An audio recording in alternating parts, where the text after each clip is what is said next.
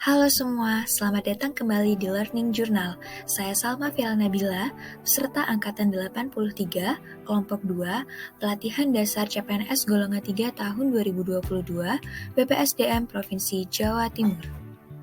Pada agenda 3 ini, saya akan berbicara tentang manajemen ASN dan Smart ASN. Mari kita lanjut ke materi pembahasannya ya. Manajemen ASN adalah sebuah pengelolaan ASN untuk menghasilkan pegawai yang profesional, memiliki nilai dasar, memiliki etika profesi, bebas dari intervensi politik, dan bersih dari praktik KKN. Kedudukan seorang aparatur sipil negara berdasarkan Undang-Undang Nomor 5 Tahun 2014, PNS atau pegawai negeri sipil merupakan warga negara Indonesia yang memenuhi syarat tertentu diangkat sebagai pegawai ASN secara tetap oleh pejabat pembina kepegawaian untuk menduduki jabatan pemerintahan dan memiliki nomor induk pegawai secara nasional.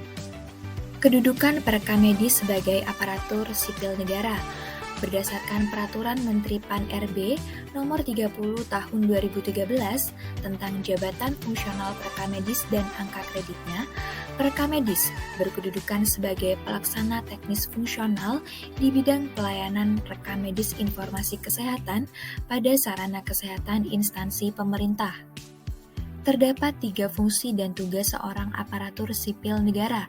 Yang pertama adalah sebagai pelaksana kebijakan publik, yang kedua adalah sebagai pelayan publik, dan yang ketiga adalah sebagai perekat dan pemersatu bangsa. Hak dan kewajiban seorang aparatur sipil negara.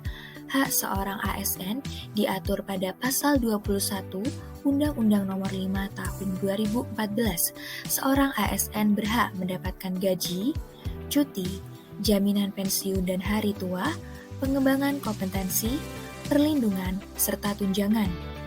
Sedangkan kewajiban seorang ASN yang pertama adalah setia dan taat pada Pancasila, Undang-Undang Dasar 45, NKRI. 2. Menjaga persatuan dan kesatuan bangsa. 3. Melaksanakan kebijakan yang dirumuskan pejabat pemerintah yang berwenang. 4. Menaati ketentuan peraturan perundang-undangan. Sistem merit dalam manajemen ASN. Menurut Pasal 1 Undang-Undang ASN tentang Ketentuan Umum, sistem merit adalah kebijakan dan manajemen ASN yang berdasarkan pada kualifikasi, kompetensi, dan kinerja secara adil dan wajar dengan tanpa membedakan latar belakang politik, ras, warna kulit, agama, asal-usul, jenis kelamin, status pernikahan, umur, atau kondisi kecacatan. Artinya, setiap orang berhak untuk menjadi seorang ASN asalkan memenuhi kualifikasi yang dibutuhkan tanpa melihat latar belakang orang tersebut. Manfaat sistem merit bagi organisasi untuk mendukung keberadaan prinsip akuntabilitas yang saat ini menjadi tuntutan dalam sektor publik. Bagi ASN, untuk menjamin keadilan dan juga menyediakan ruang keterbukaan dalam perjalanan karir seorang pegawai. Manajemen ASN diatur pada Undang-Undang Nomor 5 Tahun 2014 tentang Aparatur Sipil Negara yang terdiri dari 1. Penyusunan dan penetapan kebutuhan, 2. Pengadaan, 3. Pangkat dan jabatan, 4. Pengembangan karir atau pola karir, 5. Promosi, 6. Mutasi, 7. Penilaian kinerja, 8. Penggajian dan tunjangan, 9. Penghargaan, 10. Jaminan pensiun dan jaminan hari tua, 11. Disiplin, 12. Perlindungan. Selanjutnya adalah Smart ASN yang terdiri dari 3 pokok bahasan. Yang pertama adalah literasi digital, yang kedua adalah pilar dari literasi digital, dan yang ketiga adalah implementasi literasi digital dan implikasinya. Apa itu literasi digital? Literasi digital adalah kemampuan untuk mengakses, mengelola, memahami, mengintegrasikan, mengkomunikasikan, mengevaluasi, dan menciptakan informasi secara aman dan tepat melalui teknologi digital untuk pekerjaan yang layak dan kewirausahaan. Pilar literasi digital yang pertama adalah etika bermedia digital, merupakan ujung tombak atau self-control dalam interaksi digital yang meliputi kebajikan, kesadaran, integritas, dan tanggung jawab. 2.